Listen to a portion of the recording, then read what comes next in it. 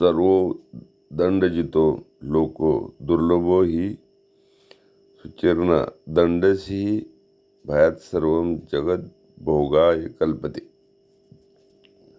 संपूर्ण जगत दंडाच्या शिस्तीच्या जोरावर नियंत्रण आहे. खरंच शुद्ध सदाचारातील माणूस फारच दुर्मिळ असतो, कारण दंड भयामुळे सर्व जग व्यवस्थितपणे चालते आणि अराजकतेपासून वाचते.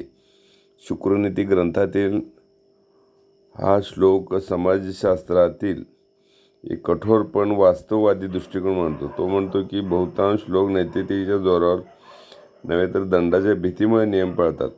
खरंच स्वतःहून शुद्ध आणि सद्वर्तन करणारी माणसं फार थोडीच असतात.